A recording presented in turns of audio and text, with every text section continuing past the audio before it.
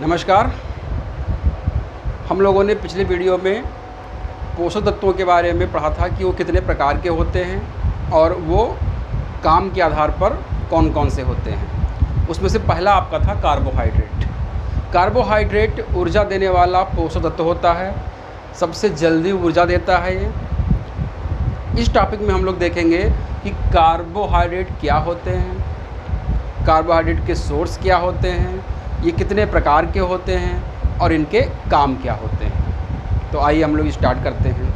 Exactly जो carbohydrate है ये कार्बनिक कंपाउंड है, यानी कि ऑर्गेनिक कंपाउंड है जो कार्बन, हाइड्रोजन और ऑक्सीजन तीन अणुओं से मिलकर के बना होता है। कार्बन, हाइड्रोजन और ऑक्सीजन से मिलकर के बना हुआ एक कंपाउंड होता है जो कार्बोहाइड्रेट कहलाता है। अगर हम कार्बोहाइड्रेट की सिंगल यूनिट को देखते हैं, उसका स्ट्रक्चर देखते हैं, तो उसमें कार्बन, हाइड्रोजन और ऑक्सीजन का जो अनुपात होता है वो 1:2:1 का होता है। यानी कि अगर एक कार्बन है तो 2 हाइड्रोजन होंगे और 1 ऑक्सीजन होता है। यानी कि हाइड्रोजन की संख्या कार्बन और ऑक्सीजन से दुगनी होती है कार्बोहाइड्रेट में। तो इसका जो जनरल फार्मूला निकल के आता है कार्बोहाइड्रेट का, वो CN। N का मतलब होता है नंबर ऑफ एटम। कार्बन के कितने एटम हैं? H2N। 2N का मतलब हो गया N का डबल हो गया। और ON का मतलब O की संख्या कितनी है। तो CN, H2N और ON जो होता है वो क्या हो जाता है आपका कार्बोहाइड्रेट का जनरल फार्मूला हो जाता है। यहाँ पर आप देख पा रहे हैं कि मैंने यहाँ पर CH2O लिख दिया है। H2 का मतलब यहाँ पर है कि हाइड्रोजन जो है वो कार्बन और ऑक्सीजन से दुगना होता है। और आप यहाँ पे ये देख पा रहे हैं कि H2O का मतलब क्या होता है? जल होता है। तो पानी के आगे अगर कार्बन लगा देंगे तो वो क्या बन जाएगा? वो कार्बोहाइड्रेट बन जाएगा। CH2O क्या हो गया? कार्बोहाइड्रेट हो गया। कार्बोहाइड्रेट में 2 तरह के क्रियात्मक समूह हो सकते हैं, फंक्शनल ग्रुप हो सकते हैं। वो फंक्शनल ग्रुप कौन हो सकते हैं?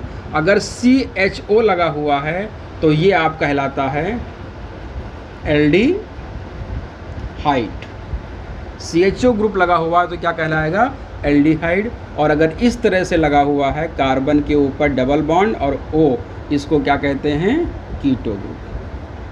तो कार्बोहाइड्रेट एल्डिहाइड और कीटो ग्रुप में पाए जाते हैं। कार्बोहाइड्रेट जो होंगे वो एल्डिहाइड और कीटो ग्रुप में पाए जाएंगे।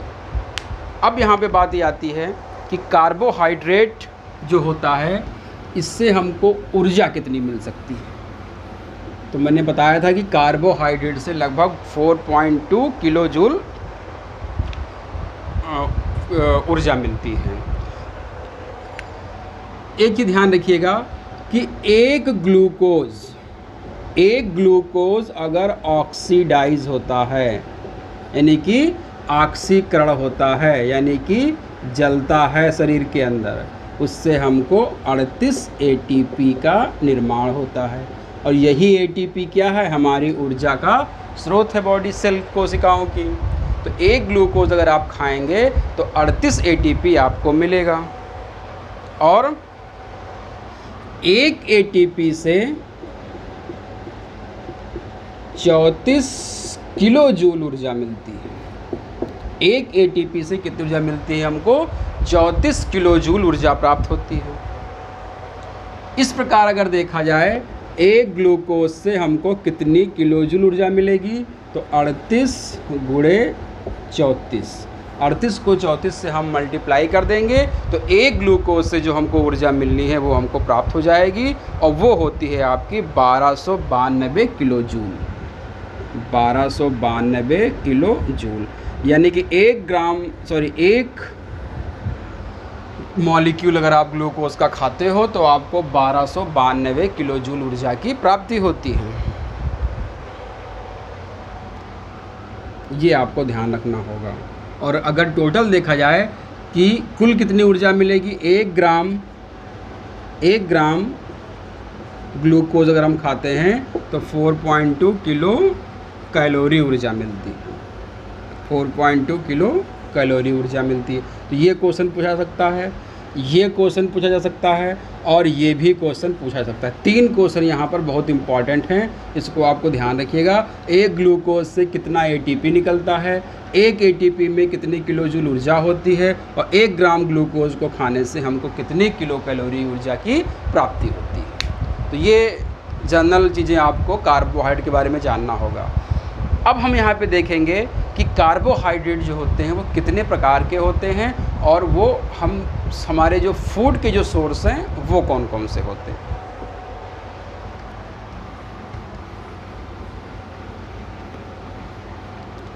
तो अगर हम कार्बोहाइड्रेट की बात करते हैं तो कार्बोहाइड्रेट मुख्य रूप से 3 प्रकार के होते हैं। कार्बोहाइड्रेट मुख्य रूप से 3 प्रकार के होते हैं। मोनो सैकेराइड, डाई सैकेराइड, एक और होता है ओलिगोसैकेराइड, लेकिन वो एग्ज़ाम में आपसे पूछता नहीं है, वो पीएमटी वगैरह में पॉलीसैकेराइड। अब यहाँ पे आप ध्यान दीजिएगा, अगर हम इस शब्द को तोड़ें तो हमको क्या मिलता है। मोनो का मतलब क्या होता है यहाँ पर 1 सिंगल, और सैकेराइड का मतलब क्या होता है शुगर यानी कि शर्करा।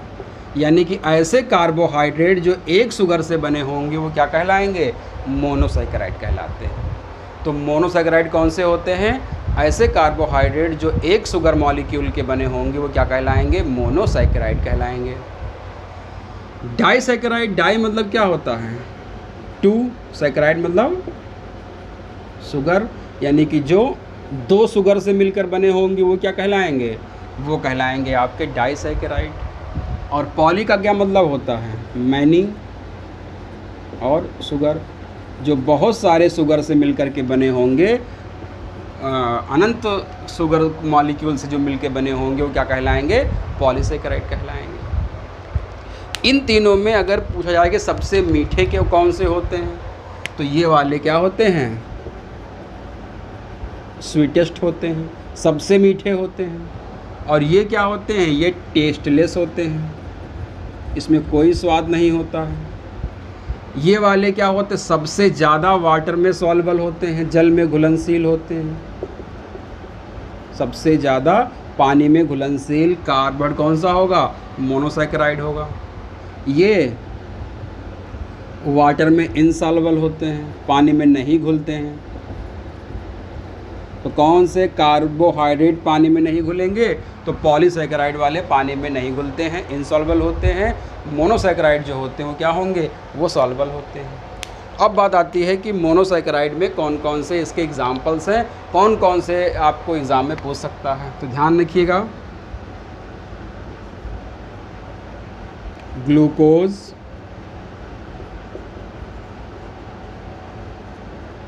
फ्रक्टोज और गैलेक्टोज, ये 3 खाने वाले हमारे शुगर हैं जो मोनोसैकेराइड होते हैं। एग्ज़ाम में आएगा कि इनमें से कौन सा मोनोसैकेराइड है, तो ग्लूकोज, फ्रक्टोज और गैलेक्टोज ये तीनों कैसे होते हैं, ये मोनोसैकेराइड होते हैं। इन तीनों में 6 कार्बन पाए जाते हैं, तीनों में 6 कार्बन पाए जाते हैं, और तीनों का जनरल फार्मूला एक ही होता है, C6H12O6। ग्लूकोज का भी यही फार्मूला, फ्रक्टोज का भी यही फार्मूला और गैलेक्टोज का भी यही फार्मूला। C6 एग्ज़ाम में पूछा जाता है कि फार्मूला पूछ लेगा, तो याद रखिएगा ग्लूकोज का C6H12O6, फ्रक्टोज का C6H12O6 और गैलेक्टोज का C6H12O6 होता है।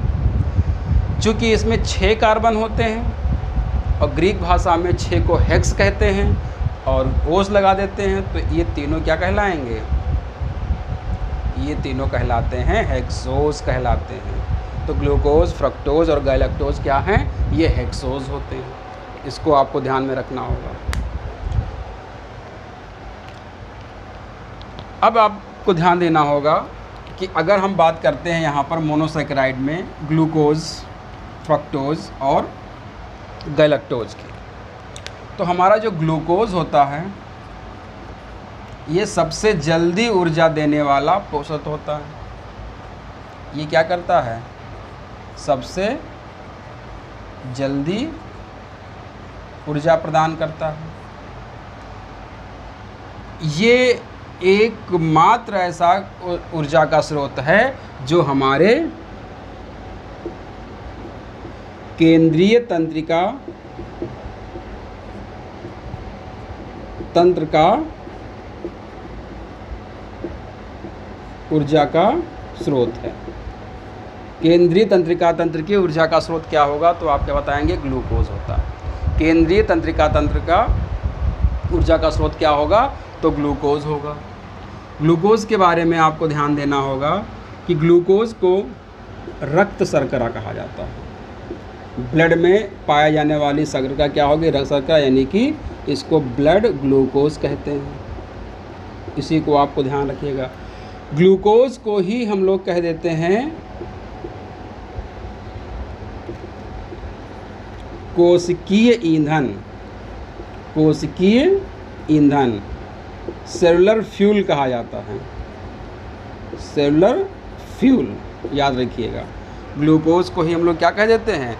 कोशिका का ईंधन कहा जाता है। इसी को हम लोग क्या कह देते हैं? ब्लड शुगर कह देते हैं। और यही एकमात्र ऐसा सोर्स है जो हमारे केंद्रीय तंत्र यानी कि सेंट्रल नर्वस सिस्टम को एनर्जी प्रदान करता है और सबसे जल्दी ऊर्जा देने वाला ये आपका पोषक तत्व होता है ग्लूकोज।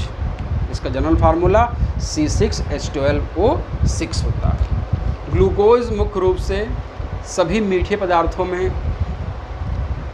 पाया जाता है। ऐसे मीठे पदार्थ जो कृत्रिम मीठे होते हैं उनको छोड़ करके, जैसे सैकरीन में नहीं पाया जाएगा, एस्पार्टेम में नहीं पाया जाएगा, नियोटेम में नहीं पाया जाएगा, अलीटेम में नहीं पाया जाएगा, सैकरीन में नहीं पाया जाएगा। इन सब चीज़ों में आपका कार्बोहाइड्रेट यानी कि ग्लूकोज नहीं पाया जाएगा। ये आपको ध्यान देना होगा। अब बात आती है यहाँ पर ग्लूकोज हमको कहाँ कहाँ से मिल सकता है। तो ग्लूकोज हमको मिल सकता है, एक तो ग्लूकोज के सोर्स क्या हो सकते हैं, ग्लूकोज हमको कहाँ कहाँ से मिलेगा। तो ग्लूकोज हमको सीरा से मिल सकता है, ग्लूकोज हमको शहद से मिल सकता है, ग्लूकोज हमको दूध से मिल सकता है, ग्लूकोज हमको फल से मिल सकता है। ये सीरा से, शहद से, दूध से और फल से हमको क्या मिल जाएगा? दूध हटा दीजिए यहाँ से, दूध में नहीं पाया जाएगा। फल जैसे पके अंगूर यहाँ से आपको मिल जाएगा, आपको ग्लूकोज मिल जाएगा। इसके बाद दूसरा था आपका फ्रक्टोज। दूसरा कौन सा था? फ्रक्टोज। फ्रक्टोज के बारे में आपको ध्यान देना होगा। फ्रक्टोज सबसे मीठी प्राकृतिक शर्करा है। एग्ज़ाम में पूछा जाएगा कि स्वीटेस्ट नेचुरल शुगर कौन सी होती है, तो याद रखिएगा स्वीटेस्ट शुगर होती है आपकी फ्रक्टोज। सबसे मीठी प्राकृतिक शर्करा, सबसे मीठी प्राकृतिक शर्करा कौन सी होती है? फ्रक्टोज होती है। सबसे मीठी प्राकृतिक शर्करा आपकी कौन सी होगी? फ्रक्टोज होती है। फ्रक्टोज का भी वही फार्मूला होगा C6H12O6। फ्रक्टोज पाया कहाँ जाता है? तो फ्रक्टोज जो होता है वो सबसे ज़्यादा पाया जाता है आपका पके फलों में, जैसे अंगूर में, जितने भी पके फल होंगे, और शहद में। इसको आपको ध्यान रखना होगा। फ्रक्टोज की सबसे अधिक मात्रा पके हुए फलों में होती है और शहद में होती है। इसको आपको ध्यान में रखना होगा। अगला आपका है तीसरा वाला, इसमें मोनोसैकेराइड में कौन सा हो गया था? गैलेक्टोज। गैलेक्टोज जो होता है इसका भी जनरल फार्मूला वही C6H12O6 होता है। और ये कहाँ पाया जाता है? ये मिल्क में पाया जाता है। दूध में पाए जाने वाला मोनोसैकेराइड कौन सा होता है? गैलेक्टोज होता है। दूध में पाया जाने वाला मोनोसैकेराइड कौन सा होता है? गैलेक्टोज होता है। और सबसे ज़्यादा गैलेक्टोज जो पाया जाता है वो पाया जाता है ऊँटनी के दूध में। याद रखिएगा, सबसे ज़्यादा गैलेक्टोज कहाँ पाया जाता है? ऊँटनी के दूध में सर्वाधिक पाया जाता है। सबसे ज़्यादा गैलेक्टोज कहाँ पाया जाएगा? ऊँटनी के दूध में पाया जाता है। ये आपको, तो ये कुछ मोनोसैकेराइड थे।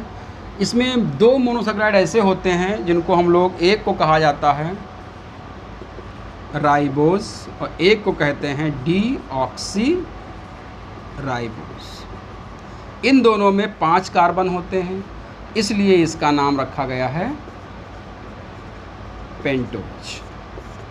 इसमें 5 कार्बन होते हैं, इसलिए इसका नाम क्या रखा गया है? पेंटोज। राइबोज जो होता है ये राइबोन्यूक्लिक एसिड का कंपोनेंट है, यानी कि ये आरएनए का निर्माण करता है। आरएनए में कौन सी शुगर पाई जाती है? तो आप क्या कहोगे? राइबोज शुगर पाई जाती है, पेंटोज शुगर पाई जाती है। और डीएनए में यानी कि डीऑक्सी राइबोन्यूक्लिक एसिड में कौन सी शुगर पाई जाती है? तो डीएनए में डीऑक्सी राइबोज शुगर पाई जाती है, यानी कि पेंटोज पाया जाता है। क्योंकि ये आरएनए और डीएनए क्या है? आनुवांशिक पदार्थ होता है, इसलिए इन दोनों शुगर को हम लोग आनुवांशिक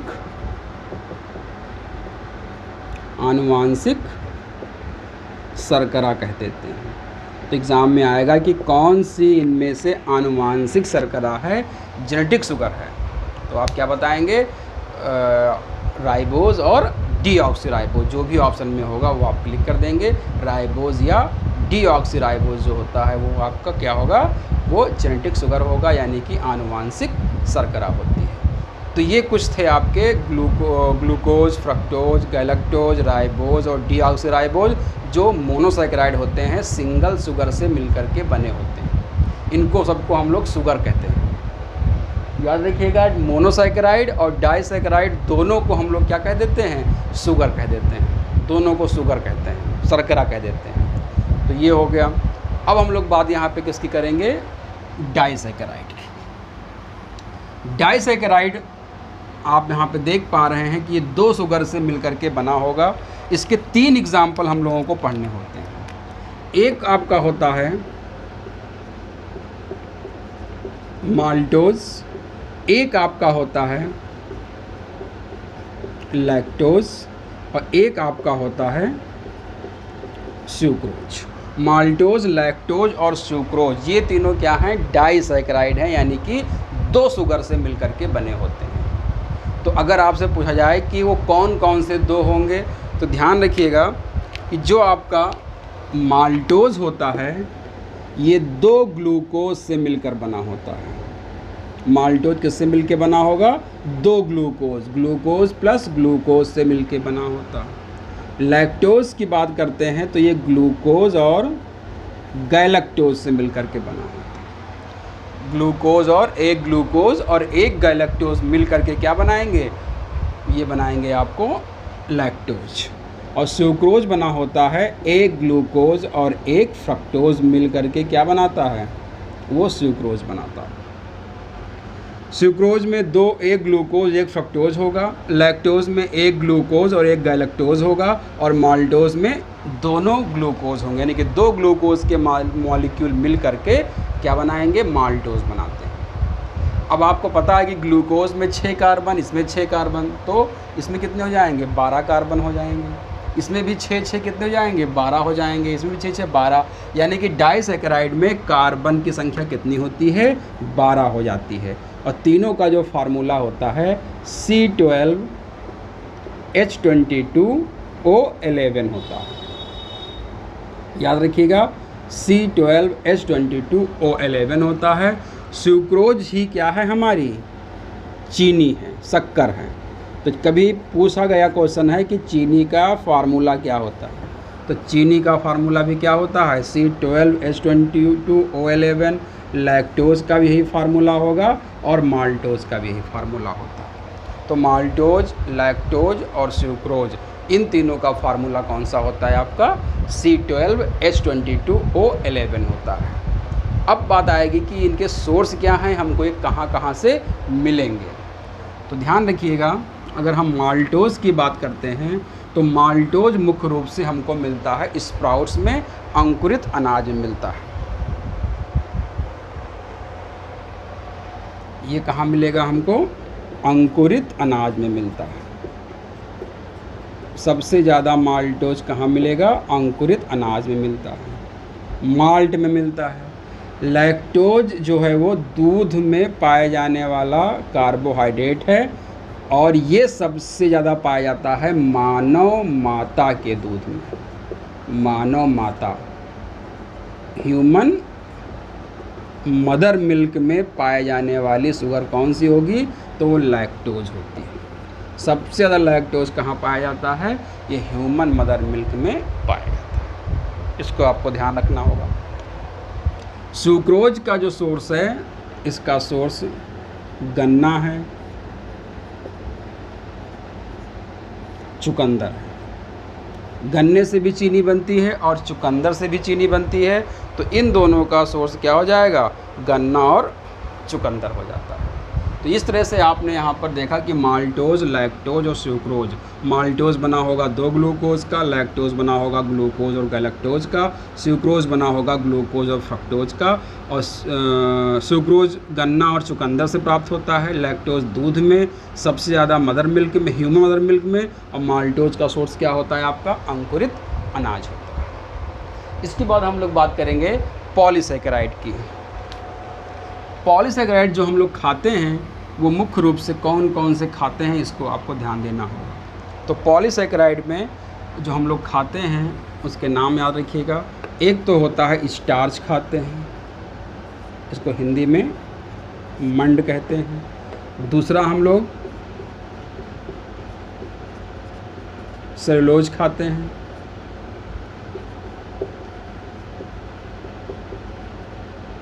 और तीसरा ग्लाइकोजन खाते हैं। ये ध्यान रखिएगा, ये 3 पॉलीसैकेराइड जो है खाने वाले होते हैं, स्टार्च, सेलुलोज और ग्लाइकोजन। इन तीनों का हम लोग सेवन करते हैं। स्टार्च हमको केवल और केवल पौधों से प्राप्त होता है। ये पौधों का संचित भोजन होता है। एग्ज़ाम में पूछा जाएगा कि पौधों का संचित भोजन क्या होता है, रिजर्व फूड ऑफ प्लांट क्या होगा, तो आप क्या कहोगे? स्टार्च होता है। पौधे जो अपना भोजन बनाते हैं ग्लूकोज के फॉर्म में, वो स्टार्च के रूप में उनकी बॉडी में स्टोर होता है। और जो हम लोग खाते हैं वो क्या होता है? वो स्टार्च होता है। तो इसको आप थोड़ा ध्यान रखना होगा स्टार्च के बारे में। जैसे हरे पादप जो होते हैं वो क्या करते हैं?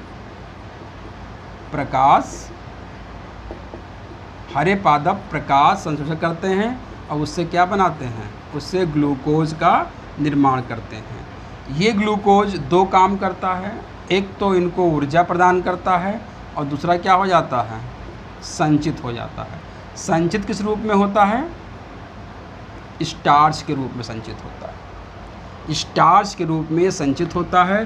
फिर ये स्टार्च जो हो कौन खाता है? जंतु का भोजन हो जाता है। स्टार्च जो हम खाते हैं तो ये क्या होगा? इसका पाचन होता है। पाचन होने के बाद स्टार्च क्या बन जाता है? पाचन होने के बाद स्टार्च बन जाएगा, ग्लूकोज बन जाता है। अब ये ग्लूकोज हमारे 2 काम करेगा। एक तो हमको ऊर्जा प्रदान करेगा, दूसरा क्या होगा? ये हमारी बॉडी में रिजर्व फूड के रूप में स्टोर हो जाएगा। तो अगर आपसे पूछा जाए कि स्टार्च किसका संचित भोजन है, तो स्टार्च याद रखिएगा पादप का संचित भोजन। पौधों का संचित भोजन कौन सा हो गया? स्टार्च हो गया। और जंतुओं का संचित भोजन कौन सा हो गया? जंतुओं का संचित भोजन। एग्ज़ाम में पूछा गया क्वेश्चन है जंतुओं का संचित भोजन होता है ग्लाइकोजन और पादप का संचित भोजन होता है स्टार्च। एक बार फिर से देखिएगा, हरे पौधों में फोटोसिंथेसिस होती है, फोटोसिंथेसिस से ग्लूकोज का निर्माण होता है। ये ग्लूकोज या तो पौधे ऊर्जा के रूप में यूज़ कर लेंगे, एक्स्ट्रा ग्लूकोज क्या कर लेंगे, इसको स्टोर कर लेंगे, संचित कर लेंगे। ग्लूकोज को किस रूप में संचित करेंगे, तो ग्लूकोज को वो स्टार्च के रूप में संचित करते हैं। तो पौधों का संचित भोजन क्या हो गया, स्टार्च हो गया।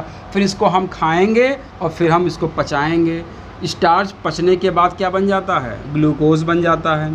फिर ये ग्लूकोज से हमको ऊर्जा मिलेगी, हम अपने काम करेंगे और जो एक्स्ट्रा ग्लूकोज बच जाता है वो लीवर में ग्लाइकोजन के रूप में स्टोर हो जाता है और इसी से हमको बार बार ऊर्जा मिलती रहती है। तो मंड जो होता है वो ऊर्जा का जो प्रमुख पौधों में संचित भोजन होता है जो ऊर्जा प्रदान करने का काम करता है। अब बात आती है कि स्टार्च हमको मिलता कहाँ से। तो याद रखिएगा, सबसे ज़्यादा स्टार्च जो हमको मिलता है वो आलू से मिलता है। सबसे ज़्यादा स्टार्च हमको कहाँ से मिलेगा, आलू से मिलता है।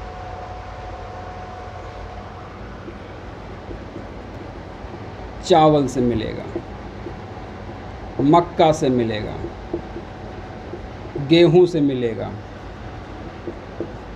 जड़ों से मिलेगा। आलू से, चावल से, मक्का से, गेहूं से, जड़ों से मिलेगा, बीजों से मिलेगा, बीजों से मिलेगा और गिरीदार फल नट्स से मिलेगा। नट्स जो होते हैं गिरीदार फल से मिलेगा, बीज से मिलेगा, जड़ों से मिलेगा। लेकिन सबसे ज़्यादा किससे मिलेगा हमको, सबसे ज़्यादा आलू से मिलेगा, उसके बाद चावल से मिलेगा, उसके बाद मक्का से मिलेगा और फिर गेहूं से मिलेगा।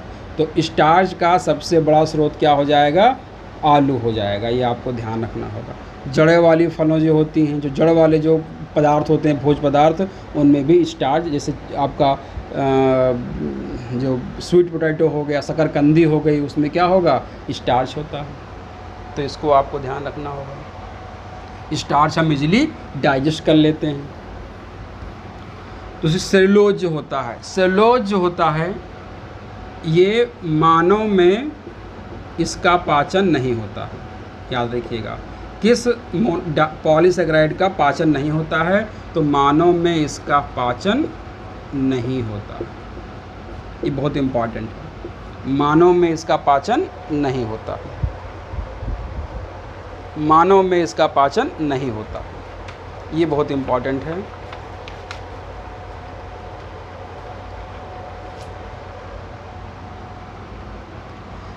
ये जो होता है इसका मुख्य काम क्या होता है, पाचन के दौरान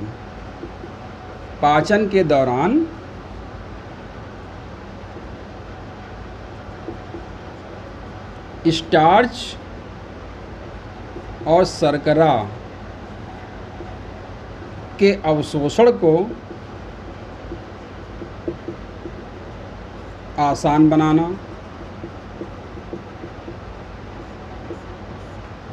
पाचन के दौरान स्टार्च और शर्करा के अवशोषण को क्या करना है, ये आसान बनाने का काम करता है।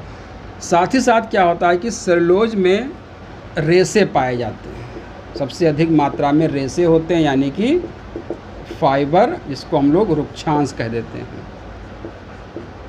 तो रुक्षांश का सोर्स क्या है, सेलुलोज होता है। ये आपको ध्यान रखना होगा। एग्ज़ाम में पूछ सकता है कि रुक्षांश का सोर्स क्या होगा, तो आप क्या बताओगे, सेलुलोज बता दोगे। इसको आपको ध्यान में रखना होगा।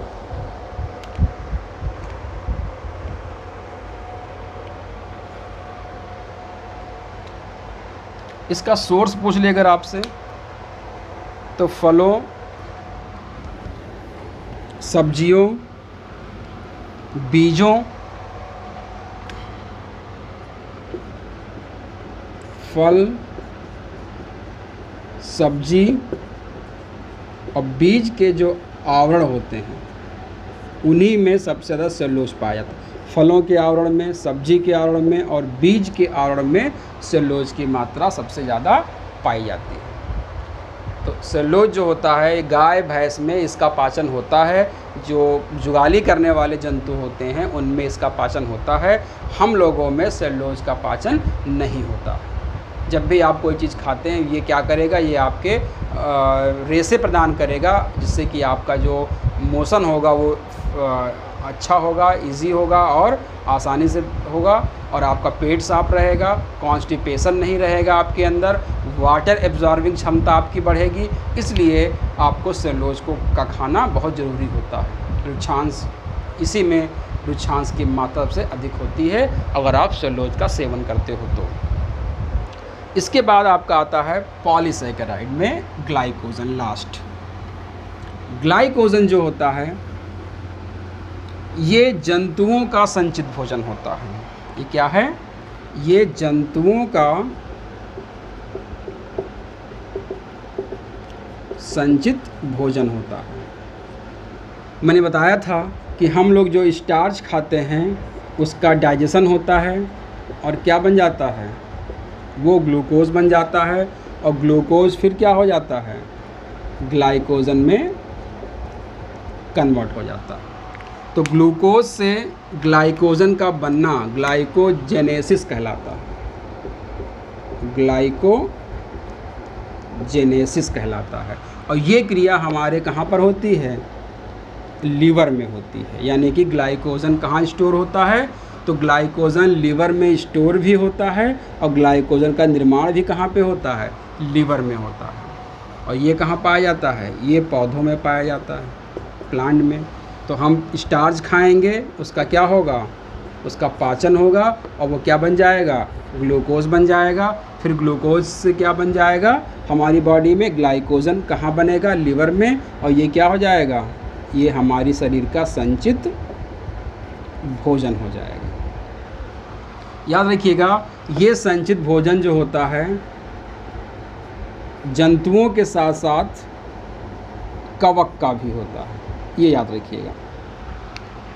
अगर पूछा जाए कि ग्लाइकोजन किसका संचित भोजन है, तो ग्लाइकोजन जंतुओं का संचित भोजन भी होता है, और कवक का यानी कि फंगी का भी क्या है, ये फंगी का भी क्या होता है, ये संचित भोजन होता है। इस प्रकार से ग्लाइकोजन हमारा स्टोर रहता है। जब हम व्रत रहते हैं या जब हमारी बॉडी में ग्लूकोज की कमी होती है तो ये ग्लाइकोजन फिर से ग्लूकोज में कन्वर्ट हो जाता है, और वो ग्लूकोज क्या करेगा, एटीपी बनाएगा, और उससे हमको ऊर्जा मिलती रहेगी। अब आपको यहाँ पे ध्यान देना है कि एक सामान्य व्यक्ति को प्रतिदिन कितना कार्बोहाइड्रेट लेना चाहिए। तो एक सामान्य व्यक्ति को प्रतिदिन लगभग 400 से 500 ग्राम कार्बोहाइड्रेट लेना चाहिए। 400 से 500 ग्राम कार्बोहाइड्रेट का सेवन करना चाहिए। अलग अलग कंडीशन में इसकी मात्रा घट बढ़ सकती है, जैसे जो प्रेग्नेंट वुमेन होंगी, जो आपके किशोर होंगे, उनमें इनकी मात्रा थोड़ी सी क्या हो जाएगी, बढ़ जाती है। इस हिसाब से आपको ध्यान में रखना होगा। अब बात आती है यहाँ पर कि कार्बोहाइड्रेट की उपयोगिता क्या है। कार्बोहाइड्रेट की उपयोगिता,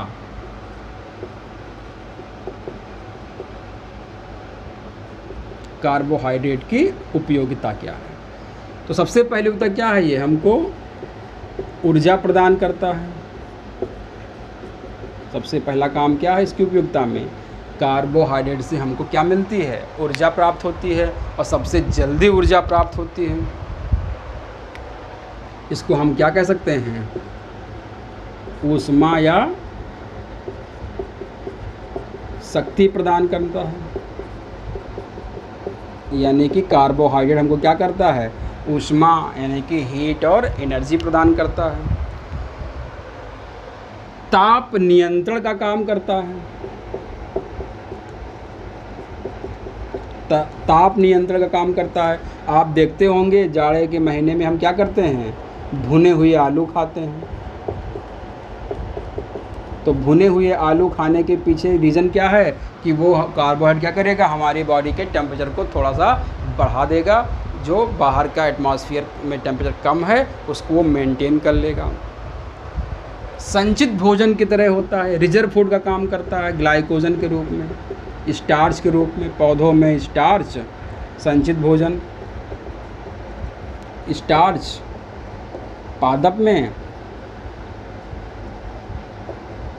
ग्लाइकोजन जंतु और कवक में संचित का काम करता है। डीएनए और आरएनए का निर्माण करता है।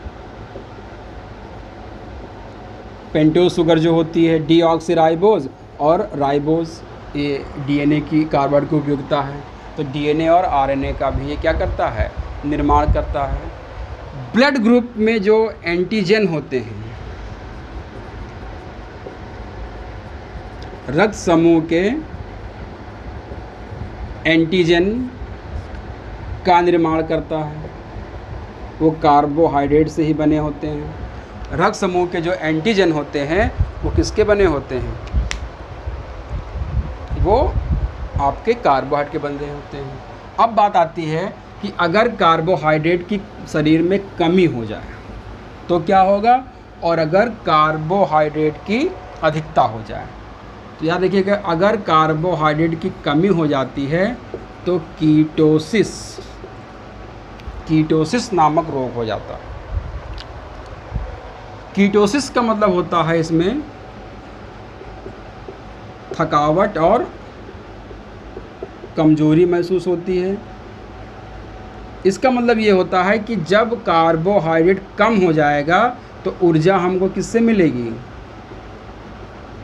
प्रोटीन से ऊर्जा हमको मिलने लगती है। और जब प्रोटीन का ब्रेकडाउन होता है तो मूत्र में कीटोन आने लगते हैं। तो यही कीटोन निकलने का मतलब हो गया कि आपको क्या हो गई है, कीटोसिस हो गई है, यानी कि आपके शरीर में कार्बोहाइड्रेट की कमी हो गई है।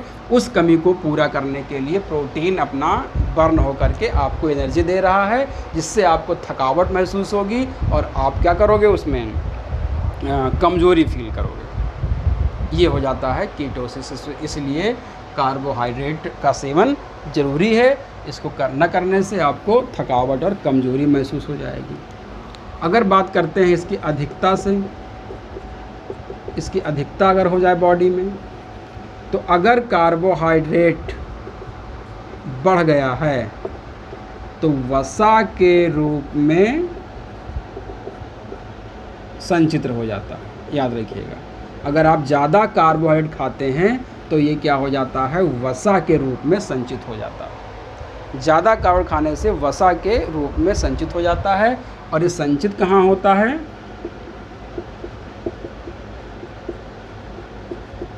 ये मांसपेशियों के अंदर एक टिश्यू होती है, वसीय ऊतक, इसको हम लोग कह देते हैं एडिपोज टिश्यू।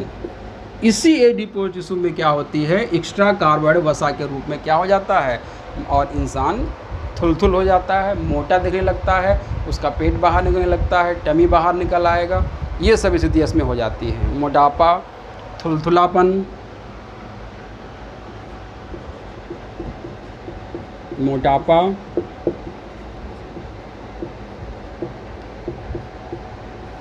मोटापा आपको हो जाएगा, आपको थुलथुलापन रहेगा, कब्ज, गैस की समस्या रहेगी, कब्ज, गैस की, अगर आप ज़्यादा कार्बोहाइड्रेट लेंगे तो आपको कब्ज बना रहेगा, आपको गैस की समस्या रहेगी। ग्लूकोसूरिया हो जाता है, ग्लूकोसूरिया। ग्लूकोसूरिया का मतलब होता है मूत्र में ग्लूकोज आने लगता है। ज़्यादा कार्बोहाइड्रेट लेने से क्या हो जाता है, मूत्र में ग्लूकोज आने लगता है। इसको नाम दिया गया है ग्लूकोसूरिया। ग्लूकोसूरिया, ग्लूकोसूरिया का मतलब होता है मूत्र में ग्लूकोज का आना। हाई ब्लड प्रेशर हो जाता है, उच्च रक्तचाप हो जाता है, आलस और निष्क्रियता आने लगती है। ज़्यादा एक्स्ट्रा कार्बोहाइड्रेट खा लेंगे तो आपको आलस आने लगेगा और निष्क्रियता आपके शरीर में होने लगेगी। ज़्यादा कार्बोहाइड्रेट खा लेने से आपका क्या हो जाएगा, मधुमेह के जो रोगी होते हैं में ग्लूकोज का लेवल बहुत ज़्यादा बढ़ जाएगा। तो इस तरह से आपने देखा कि कार्बोहाइड्रेट का कितना महत्व है और यहाँ से किस प्रकार के आपसे क्वेश्चंस पूछे जा सकते हैं। तो ये कार्बोहाइड्रेट का कंप्लीट वीडियो था। अगले वीडियो में हम लोग वसा को लेकर के आएंगे, यानी कि फैट को लेकर के आएंगे। तब तक के लिए धन्यवाद।